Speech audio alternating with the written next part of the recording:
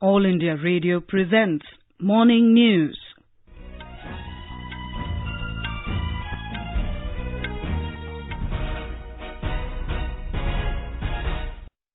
Good morning, I am Tanvi Taneja. The headlines. Prime Minister Narendra Modi and German Chancellor Angela Merkel to co-chair the 5th Intergovernmental Consultations in New Delhi today. Government says it is committed to protect the fundamental rights of citizens. Asks WhatsApp to explain the breach of privacy of Indians. Vice President M Venkaiah Naidu urges political parties not to make statements on Jammu and Kashmir that may affect the unity of the country. U.S. House of Representatives passes resolution to proceed with the impeachment inquiry against President Donald Trump. And Indian woman grappler Pooja Gehlot enters the final of UWW Under-23 World Championships in Budapest.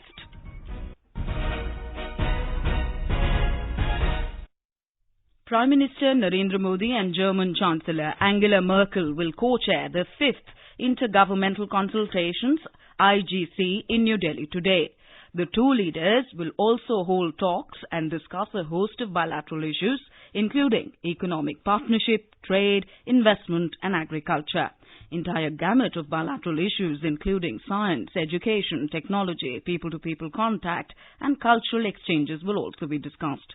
Two countries are likely to sign around 20 agreements. German Chancellor arrived in New Delhi last night on a 3-day visit to India. The German Chancellor is accompanied by several ministers and state secretaries of the federal government, as well as a high-powered business delegation. We have a report.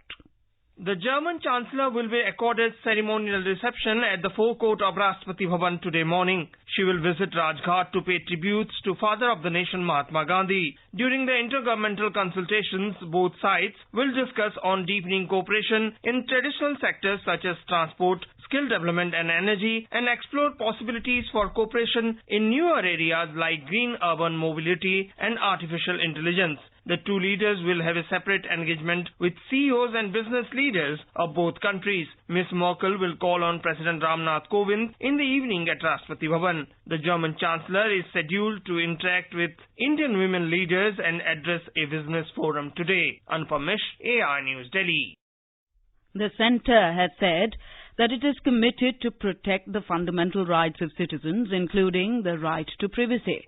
It said stern action will be taken against any intermediary responsible for breach of privacy. In a tweet, IT Minister Ravi Shankar Prasad said the government is concerned about the breach of privacy on the messaging platform WhatsApp. He said the government has asked WhatsApp to explain the kind of breach and what it is doing to safeguard the privacy of millions of Indians. The IT Ministry yesterday wrote to WhatsApp seeking a detailed response by November 4th. The move comes after WhatsApp said that Indian journalists and human rights activists were among those globally spied upon by named entities using an Israeli spyware, Pegasus. In its response, WhatsApp has said that it is suing NSO Group, an Israeli surveillance firm that is reportedly behind the technology that helped spies of unnamed entities hack into the phones of roughly 1,400 global users, including diplomats, politicians, journalists and government officials. Vice President M Venkaiah Naidu has urged political parties not to make statements on Jammu and Kashmir that would affect the unity of the country and give advantage to India's neighbour, which is aiding and abetting cross-border terrorism. He said the dilution of Article 370 was meant to empower the people of Jammu and Kashmir and extend all the laws of the country to the region. The Vice President was speaking at a function organized by Pragya Bharati on the occasion of Rashtriya Ekta Divas to commemorate Sardar Patel's 144th birth anniversary at MCR-HRD Institute in Hyderabad yesterday. Describing Sardar Patel as the unifier of India, Mr. Naidu quoted him as stating that unity and more unity was his watchword. The Vice President said that every Indian must strive to protect the unity, integrity, safety, security and sovereignty of India. For quick news updates, visit our News on AIR app and follow us on Twitter at AIR News Alerts. You can also visit our website www.newsonair.com. cyclone Maha in the Arabian Sea has crossed Lakshadweep. The India Meteorology Department said the system in the Arabian Sea is intensifying into a severe cyclonic storm and lays centered at 250 kilometers north-northeast of Kavaratti in the island's territory. It said heavy rainfall is expected in most parts of the Lakshadweep and light to moderate rain is expected in some places in Tamil Nadu and Kerala in the next 24 hours. Total suspension of fishing has been suggested over the southeast Arabian Sea and along the Kerala and Karnataka coast today and the east central Arabian Sea till Monday. A report. India Meteorology Department officials in Chennai have said there are indications over the formation of another low-pressure area in the North Andaman Sea by Monday that may start moving towards the coast of mainland India. Tamil Nadu has received 26% more rain so far due to the prevailing northeast monsoon. Jai Singh, AAR News, Chennai. Union Home Minister Amit Shah has said that a central team will be sent to Maharashtra to assess the damage caused to crops due to unseasonal rains in parts of the state. A statement issued by Raj Bhavan said in Mumbai that Mr. Shah has conveyed this to Maharashtra Governor Bhagat Singh Koshyare. The statement said that the centre's response came after the Governor called up Mr. Shah to apprise him about the damage to crops caused by floods and unseasonal rains in Maharashtra in the recent weeks. In a related development, a delegation of Shiv Sena leaders met Mr. Koshyari yesterday and sought his intervention in providing relief to farmers and fishermen affected by the rains. Two new countries, Eritrea and St. Kitts and Nevis, have signed the International Solar Alliance's ISA Framework Agreement at its second assembly held in New Delhi. With this, 83 countries have so far signed the ISA Framework Agreement. Speaking at the assembly of ISA, Minister of Power, New and Renewable Energy, R.K. Singh, who is also the president of ISA, emphasized the increasing importance of solar energy.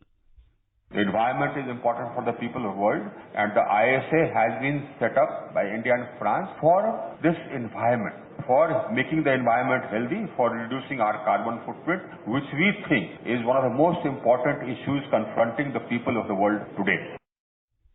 Defence Minister Rajnath Singh will leave for Tashkent, Uzbekistan today to attend a key meeting of the Shanghai Cooperation Organization, SCO, and participate in bilateral engagements with the Uzbekistan government. Mr. Singh will represent India at the meeting of Council of Heads of Government of SCO in Tashkent tomorrow. The leaders participating in the meeting are expected to focus their discussions on multilateral economic cooperation in the SCO region. This will be the third Council of Heads of Government meeting after India became a member of the SCO. The 10th ASEAN member countries and 6 trading partners remain optimistic about making a breakthrough on the much-delayed Regional Comprehensive Economic Partnership RCEP deal during the 35th ASEAN Summit in Bangkok.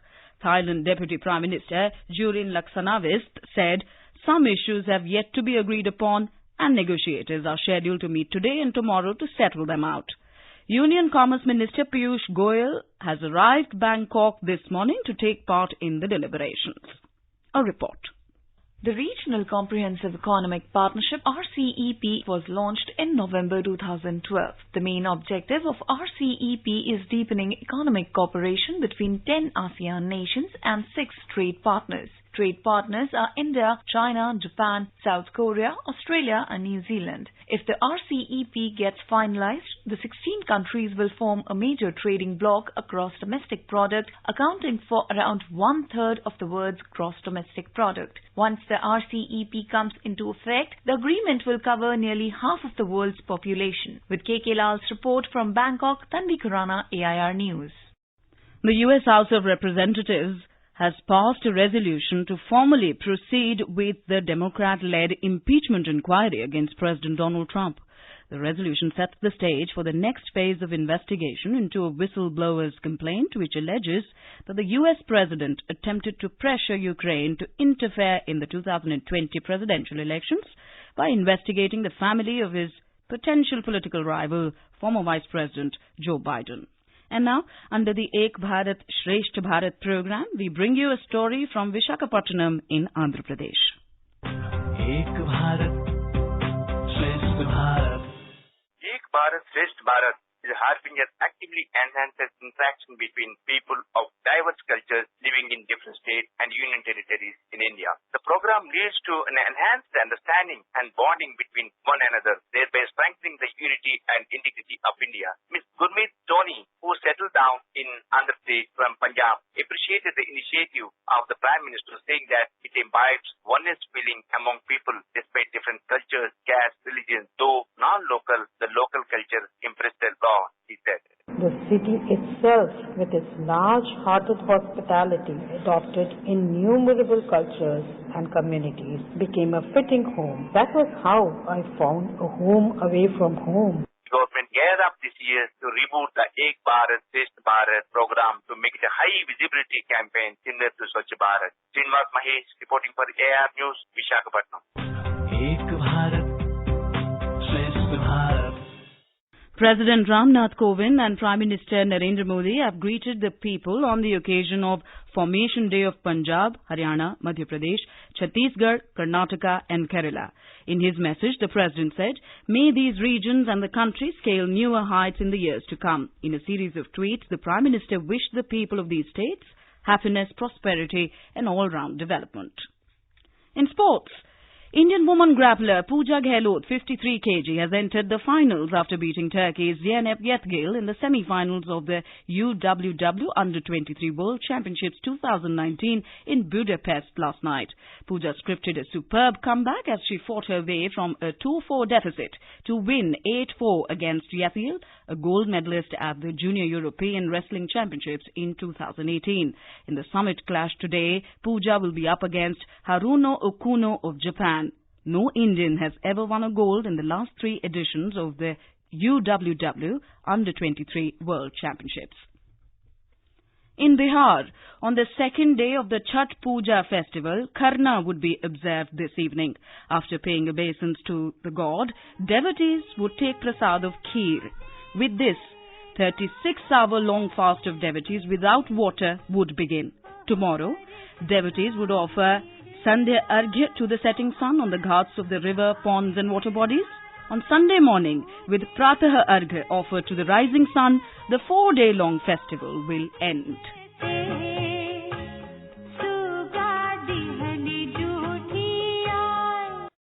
And now for an overview of today's newspapers, it's over to Sanjay Mattu. Thank you, Tanvi. History being created yesterday with 2 LGs taking charge of 2 new union territories gets prime attention in the papers. J&K, Ladakh, officially union territories, historic, says PM, reads the Hindustan Times headline. In a strong counter to China's objection to the bifurcation, the pioneer writes, J&K off-limits, India reproves China. The cyber-snooping controversy involving WhatsApp gets major traction in the papers. The Times of India leads with, Government asks WhatsApp to explain breach amid phone snoop row. Spyware sold only to governments, says Israeli firm, adds the paper. Highlighting the contrasting views of the CEOs of Twitter and Facebook on political advertising on their websites, the Business Standard says, Dorsey pulls plug on political ads, Zuckerberg says he won't. Tension between BJP and Shiv Sena in Maharashtra has flared up again. Sena sticks to 50-50 demand, reports the Asian Age. And with that, it's back to you, Tanvi. Thank you, Sanjay. And now, before we end the bulletin, the headlines once again. Prime Minister Narendra Modi and German Chancellor Angela Merkel to co-chair the 5th Intergovernmental Consultations in New Delhi today. Government says it is committed to protect the fundamental rights of citizens. Asks WhatsApp to explain the breach of privacy of Indians. Vice President M Venkaiah Naidu urges political parties not to make statements on Jammu and Kashmir that may affect the unity of country. U.S. House of Representatives passes resolution to proceed with the impeachment inquiry against President Donald Trump. And Indian woman grappler Pooja Gehlot enters the final of UWW Under-23 World Championships in Budapest. And with that, we end the morning news. Have a nice day.